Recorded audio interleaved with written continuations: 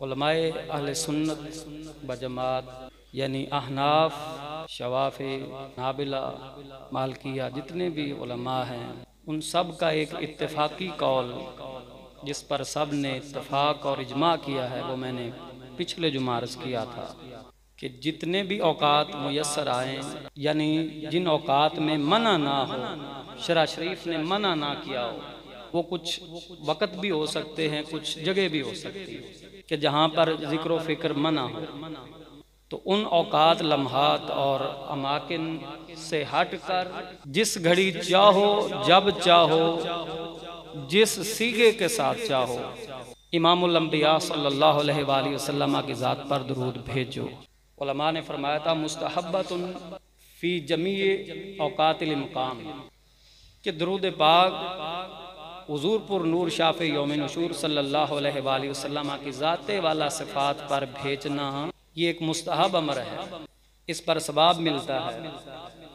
بلکہ اگر احادیث کا مطالعہ کیا جائے تو نہ صرف نیکیاں ملتی ہیں بلکہ گناہ بھی معاف ہوتے ہیں، درجات بھی بلند ہوتے ہیں۔ تو فضائل کے سلسلہ میں نے چند احادیث پچھلے جمعہ آپ کے گوش گزار کی تھی۔ شیخ عبدالحق محدث دہلوی رحمہ اللہ آپ نے جذب القلوب کے اندر ایک روایت نقل کی ہے کہ نہ صرف ہر وقت حضور علیہ الصلوۃ والسلام کی ذات پر درود بھیجا جائے بلکہ جب بھی کوئی کسی کام میں مشغول ہو، اس کام کو پایہ تکمیل تک پہنچانا چاہتا ہے اور اس کے فوائد اور ثمرات کا حصول ممکن بنانا چاہتا ہے تو پہلے اللہ کے حبیب سرور دو جہاں صلی اللہ علیہ وآلہ وسلم کی ذات پر درود و سلام دی۔ پھر انہوں نے ایک روایت نقل کی ہے، حدیث نقل کی ہے، جس میں رسول اللہ صلی اللہ علیہ وآلہ وسلم نے ارشاد فرمایا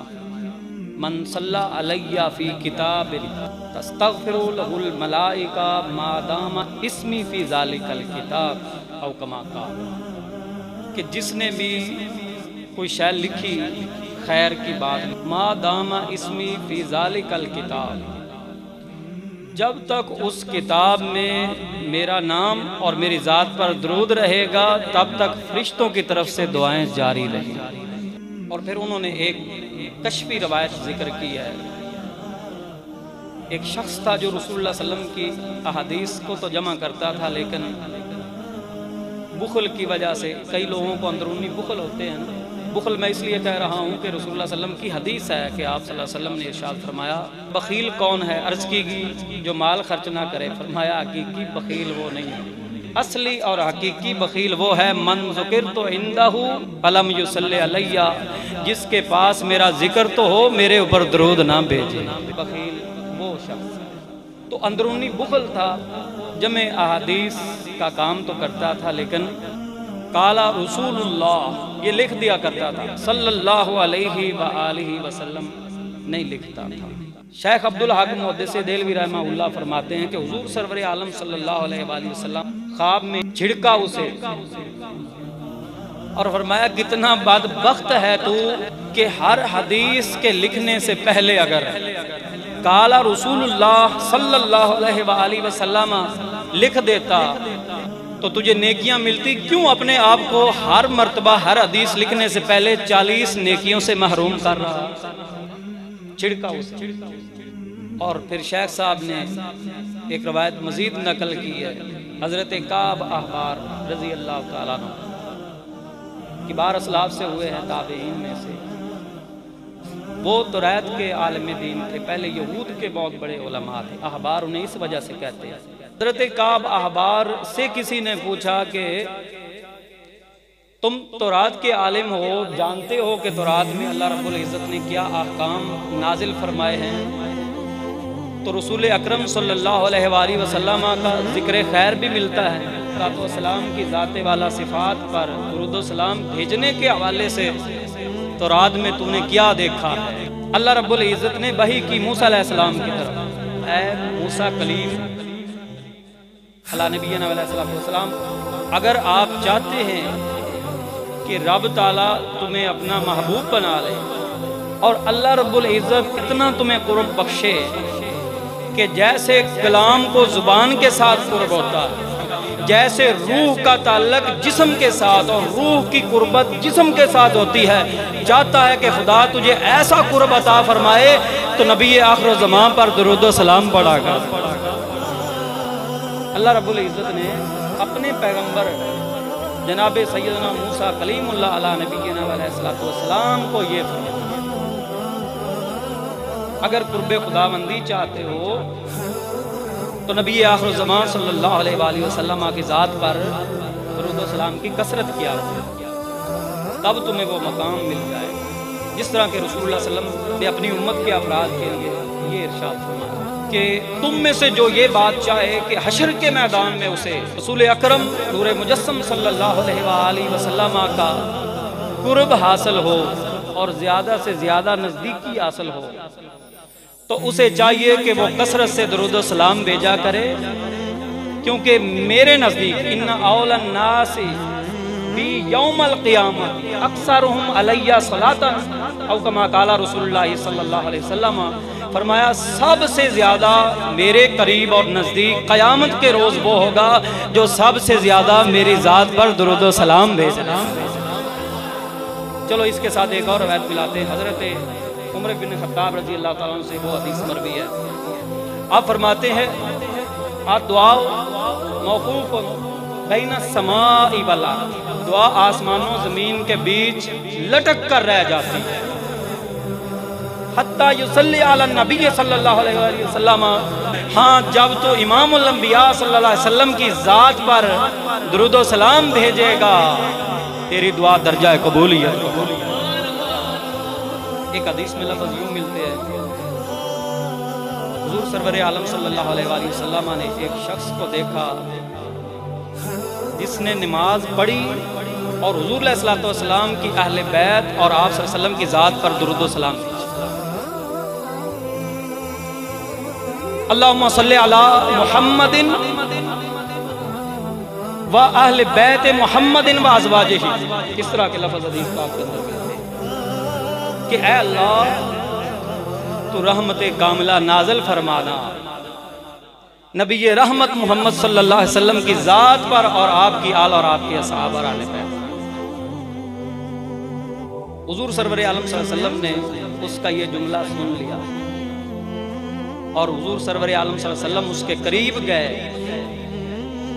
اور فرمایا ادعو تو جب فرمایا میرے صحابی نماز کے بعد مجھ پر اور میری آل پر درود بھیجنے والے ادعو تو جب، اب دعا مانگ تیری دعا قبول کی جائے گی۔ سل تو لفظوں پر ذرا غور کرو، اللہ فرمائے گا قیامت کے روز اپنے حبیب صلی اللہ علیہ وسلم کو سل توتا، مانگ لیجئے جو مانگیں گے آپ کو دیا جائے گا۔ اور ادھر ایک عمل تھا جس کو رسول اللہ علیہ وسلم نے دیکھا، ملاحظہ کیا، وہ عمل کیا تھا، نماز گزاری ہے ایک صحابی امتی نے اور نماز کے بعد نبی اور نبی کی آل اور صحابہ پر درود بھیجا۔ تو برکت دیکھیے درود و سلام کی، رسول انور صلی اللہ علیہ وآلہ وسلم ارشاد فرماتے ہیں، قریب گئے، اس نے سلام پھیرا اور سلام کے بعد پھر درود و سلام بھیجا تو حضور علیہ السلام اس کے قریب گئے اور فرمایا سل تو ہوتا، ایک دفعہ نہیں فرمایا سل تو ہوتا، فرمایا میرے صحابی نماز پڑھنے کے بعد درود و سلام بھیجنا تیرا کام تھا، اب دعا کرنا تیرا کام ہے، تیری دعا کو قبول کرنا وحدہ لا شریک لہ۔ سل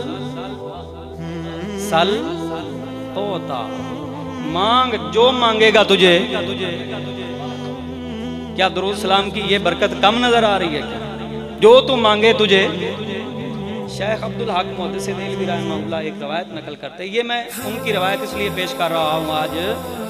کہ بر صغیر پاک و ہند کے اندر جتنے بھی محدثین اس دور کے اندر کام کر رہے ہیں وہ کسی نہ کسی واسطے اور وسیلے سے شیخ عبدالحق محدث دہلوی رحمہ اللہ کے شاگرد بنتے ہیں، جس بھی مکتبہ فکر کے ساتھ ان کا تعلق ہے۔ آپ فرماتے ہیں ابن عساکر کے حوالے سے تاریخ کی کتاب ہے، تو اس میں انہوں نے ایک تاریخی واقعہ لکھا ایک شخص تھا بڑا مقروض ہو گیا، 3000 دینار اس پر قرضہ تھا۔ دینار کہتے ہیں سونے کے سکے، اشرفی جسے کہتے ہیں، سونے کا سکہ 3000، دیکھو نا وہ کتنے کلو بنتا ہو، اس پر قرض ہو گیا۔ اب قرض خواہ نے اسے جب تنگ کیا اور اس کے خلاف جا کر کیس دائر کر دیا قاضی کی عدالت میں۔ قاضی نے اسے عدالت میں بلایا، ہاں بھی آپ نے اتنا قرضہ دینا ہے۔ پہلے لوگ چونکہ جھوٹ سے بچنے کی کوشش کیا کرتے تھے تو اس نے سیدھا سیدھا کہہ دیا ہاں جی میں نے اس کے 3000 دینار دینے ہیں۔ تو قاضی نے کہا پھر قید کے لیے تیار ہو جاؤ یا 2 سے واپس کرو۔ اس نے کہا مجھے 2 دن کی مہلت چاہیے، 2-4 دن کی مہلت چاہیے۔ قاضی صاحب نے اسے ضمانت پر رہا کر دیا۔ تو اس نے کہا چلو ایسا کوئی عمل کرتے ہیں جس سے اللہ میری دعا کو قبول فرمائے۔ اب بظاہر کوئی وسیلہ اسے نظر نہیں آ رہا تھا، لیکن اس نے حدیث پڑھی تھی کہ جو نماز کے بعد درود و سلام نبی پاک صلی اللہ علیہ وسلم کی ذات پر بھیجتا ہے اللہ اس کی دعاؤں کو قبول فرماتا ہے۔ وہ سیدھا مسجد گیا، گھر نہ گیا، سیدھا مسجد گیا، فرضی نماز کے بعد نفلی شروع کر دیتا اور جب نفل سے فارغ ہوتا تو نبی علیہ السلام کی ذات پر درود و سلام بھیجتا ہے۔ اللہ اکبر کبیرہ۔ 2-3 دن کے بعد 27ویں کی شب آئی، اسی مہینے کے اندر عبادت کرتا رہا، درود و سلام کی صورت میں نذرانے بھیجتا رہا۔ اس کی آنکھ لگی، آپ میں رسول اللہ صلی اللہ علیہ وسلم کی زیارت نصیب ہو جاتی، گویا آنکھ سوتی ہے قسمت جاگ جاتی ہے۔ آقا تشریف لاتے ہیں، فرماتے ہیں اس دور کا جو وزیر اعظم ہے نا علی ابن عیسیٰ، اس کے پاس جا اور اسے گئے محمد عربی صلی اللہ علیہ وسلم کا حکم ہے کہ علی ابن عیسیٰ اس آدمی کا سارا قرض چکتا کر دو، اس کو قرض سے رہائی دلا دو، 3000 دینار بنتے ہیں، یہ سارا قرض لٹا دو،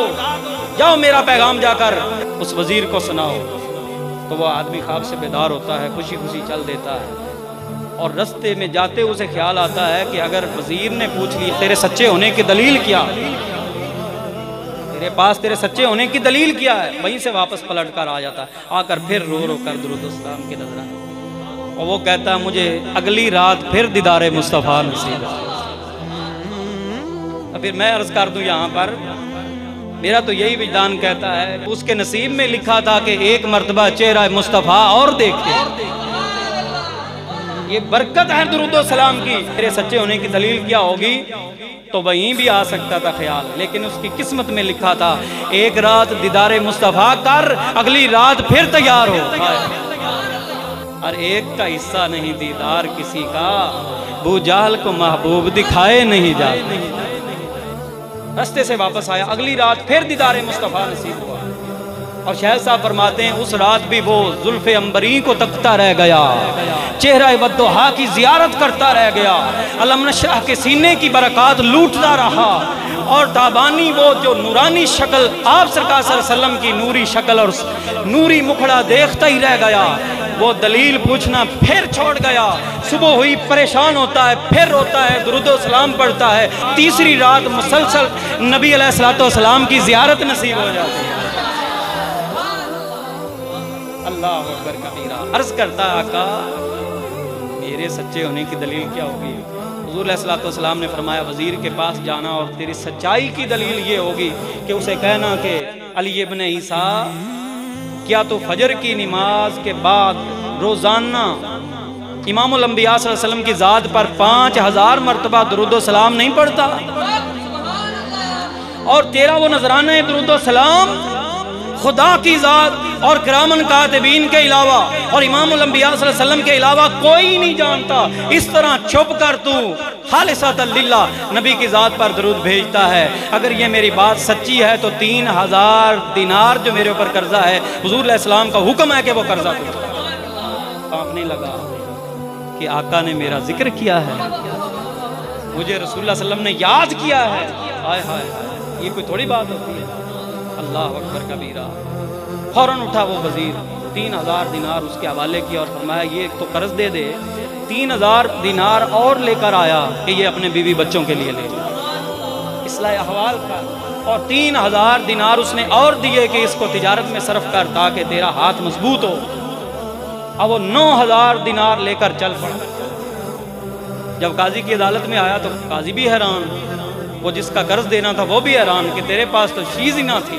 منتیں سماجتے کر رہا تھا، قید ہونے کے لیے تیار تھا، 9000 دینار تیرے ہاتھ میں کہاں سے آ گئے؟ انہوں نے کہا مجھے چور نہ سمجھنا، مجھے جھوٹا نہ کہنا،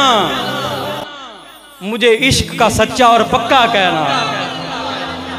کیونکہ جب مجھے یہاں سے ضمانت پر رہائی ملی تھی میں اپنے گھر نہ گیا تھا، میں خدا کے گھر گیا تھا، مصطفیٰ کریم صلی اللہ علیہ وسلم کی چوکھٹ پر میں نے نذرانہ درود و سلام کی دستک دی تھی، آقا علیہ السلام کے حکم سے وقت کے وزیر نے میرا قرضہ ادا کیا ہے، نہ صرف قرض دیا ہے 6000 دینار اور بھی دے دیے ہیں۔ اب قاضی بھی حیران کھڑا ہے، قاضی کہتا ہے کہ یہ فضیلت صرف وزیر لے جائے گا، یہ تو اپنے پاس رکھ یا اسے واپس کر دے، تیرا قرض میں دے دیتا ہوں۔ اب جب قاضی نے کہا تیرا 3000 کا قرضہ میں لوٹاؤں گا، اللہ اکبر کبیرہ، تو وہ جس نے قرضہ لینا تھا اس کی آنکھوں سے آنسو جاری ہو، اس نے کہا میں نہ اپنا حصہ ڈال لوں، میں نہ اپنا حصہ ڈال لوں، اس نے کہا میں اسے قرض معاف کرتا ہوں۔ اللہ اکبر کبیرہ، یہ برکات ہے حضور علیہ السلام کی ذات پر درود و سلام بھیجنے کی۔ اب دیکھو نا، لوگ تو یہ کہتے ہیں کہ اذان سے پہلے کیوں آ گیا جی درود و سلام، کوئی کہتے ہیں بعد میں کیوں آ گیا ہے۔ علماء حق اہل سنت و جماعت نے جو جگہیں بیان کی ہیں جہاں جہاں آپ برکت کے اصول کے لیے رسول اللہ صلی اللہ علیہ وسلم کی ذات پر درود و سلام بھیج سکتے ہیں، نیکیاں بھی کما سکتے ہیں، گناہ بھی معاف کروا سکتے ہیں، درجات کی بلندی بھی حاصل کر سکتے ہیں، وہ مقامات کتنے ہیں اور کون کون سے ہیں، مختصر وقت کے اندر انشاءاللہ میں اس کے پڑھ دوں گا، جس سے آپ کو اندازہ ہو جائے گا کہ علماء حق اہل سنت و جماعت نے کوئی چیز چھوڑی نہیں ہے بیان کرنے کی، اور رسول اللہ صلی اللہ علیہ وسلم کی ذات والا صفات آپ پر درود و سلام بھیجنے کے اوقات کتنے زیادہ ہمیں میسر آتے ہیں۔ اب غور سے سنتے جانا۔ شیخ عبدالحق محدث دہلوی رحمہ اللہ آپ فرماتے ہیں کہ کوئی شک نہیں کہ درود نبی صلی اللہ علیہ وسلم کی ذات پر بھیجنے کے مقامات کثیرہ ہیں اور برکت کے حصول کے مواقع بہت زیادہ ہیں، لیکن علماء نے چند ایسے مقامات شمار کیے ہیں۔ آپ فرماتے ہیں طہارت کے بعد خواہ تیمم ہی ہو، یعنی کوئی بندہ وضو یا غسل کر کے فارغ ہو تو وہ اللہ کا ذکر کرے، نبی کی ذات پر درود و سلام۔ نماز میں تشہد کے بعد، شوافی کے نزدیک قنوت کے بعد بھی، کیونکہ قنوت وہ نماز میں پڑھتے ہیں تو اس کے بعد بھی درود و سلام۔ اذان و اقامت کے بعد، اذان اور اقامت کے، اذان سے پہلے ہونا چاہیے نہیں ہونا چاہیے اس بارے میں پچھلے جمعہ حدیث پاک سنا چکا۔ کل امر ذی بال لم یبدا بسم اللہ والصلاۃ علیہ فهو مقطوع ممحوق من کل برکت او کما قال رسول اللہ صلی اللہ علیہ وسلم۔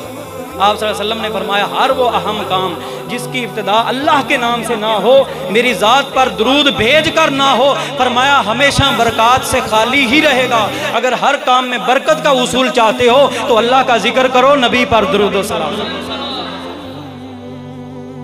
اذان و اقامت کے بعد، نیند سے اٹھنے کے بعد، حمد کے بعد، تہجد کے بعد، مسجد میں داخل ہوتے وقت، مسجد سے نکلتے وقت،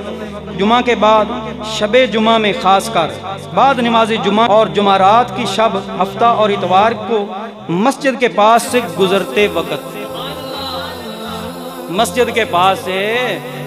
یعنی یاد ہے مولا تیرا گھر ہے تو شکرانہ نعمت کے طور پر، کیونکہ حضور علیہ السلام نے فرمایا جعلت لی الارض مسجدا وطہورا، یہ مسجدیں تمہیں نہیں ملی اپنی طاقت سے، یہ بھی برکت محمد عربی صلی اللہ علیہ وسلم۔ پہلی امتیں خاص ایک جگہ پر نماز پڑھ سکتی تھی، لیکن حضور علیہ السلام نے پیدا ہوتے ہی جب سجدے میں سر رکھا تو فرمایا جعلت لی الارض مسجدا وطہورا، میرے لیے ساری زمین کو سجدہ گاہ بھی بنا دیا گیا ہے، طہارت کا سامان بھی کر دیا۔ تو چونکہ برکت مصطفیٰ ہے اس لیے مساجد کے پاس سے گزرو تو شکرانہ نعمت کے طور پر میری ذات پر درود و سلام بھیجو۔ تو مسجد کے پاس سے گزرتے وقت ہر دن کے متعلق حدیثیں موجود ہیں، خطبوں میں بھی آپ پڑھ سکتے ہیں، صبح و شام پڑھو، سحری کے وقت پڑھو، عیدین کی تکبیرات جو ہے نا ان کے کہتے وقت درود و سلام پڑھو، اسی طرح نماز جنازہ کے بعد، احرام میں تلبیہ کے بعد، صفا و مروہ پر، اسی طرح تکبیر و تحلیل کے بعد، خانہ کعبہ کی زیارت کے وقت، حجر اسود کو بوسہ دیتے وقت، طواف کعبہ کے وقت، ملتزم کے ساتھ چمٹتے وقت، حج کے مواقف میں، نبی علیہ السلام کی قبر انور کے پاس۔ اللہ کرے سب کو وہاں درود و سلام پڑھنا نصیب ہو جائے۔ مستحب ہے کہ آثار نبویہ یعنی جہاں نبی علیہ الصلوۃ والسلام کے قدمین شریفین لگے ہوں، حضور علیہ الصلوۃ والسلام کا کوئی تبرک مل جائے تو آثار نبویہ کی زیارت کے وقت نبی علیہ الصلوۃ والسلام کی ذات پر درود بھیج سکتے ہو۔ قباء شریف جب جاؤ، گنبد خضرا کا نظارہ کرو، وادی بدر پہنچو، جبل احد جاؤ، خرید و فروخت کے وقت، وصیت نامہ کی تحریر کے وقت، ارادہ سفر میں سواری پر سوار ہوتے وقت اور اترتے وقت، بازار جاتے ہوئے آتے ہوئے، جہاں بھیڑ ہو، جہاں غفلت کا اندیشہ ہو،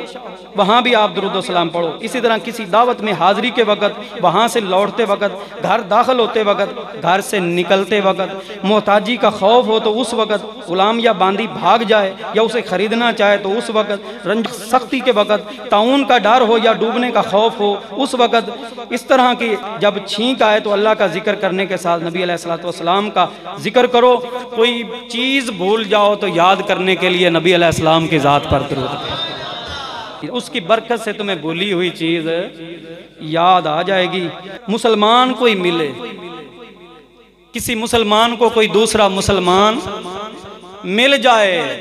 جب اسے ہاتھ ملانے لگے، گلے ملنے لگے تو اس نعمت کو یاد کرے کہ کس نبی کے صدقے ہمیں اخوت اسلامی ملی ہے، یہ مواخات اسلامی کیسے ملی ہے، تو اس نعمت کے شکرانہ کے لیے جب مسلمان کو دیکھے ملے اس وقت درود و سلام پڑھے۔ کوئی مکروہ آواز سن لے، جس طرح گدھا اینگتا ہے تو مکروہ آواز سنیں تو اس وقت بھی اس کے اثرات ہو سکتے ہیں، نوستیں ہو سکتی ہیں، ان سے بچنے کے لیے درود و سلام پڑھ لے۔ اللہ اکبر کبیرہ۔ اور کافی ایک دو صفحے اور لکھے ہوئے ہیں، تو یہاں سے اندازہ ہو گیا ہوگا آپ کو کہ مسلمان مومن حضور علیہ السلام کا امتی تو چاہے گا کہ بس میں ہر وقت گزاروں تو ایسے اللہ کا ذکر کرتے ہوئے نبی اور ان کی آل اور صحابہ پر درود و سلام بھیجیں۔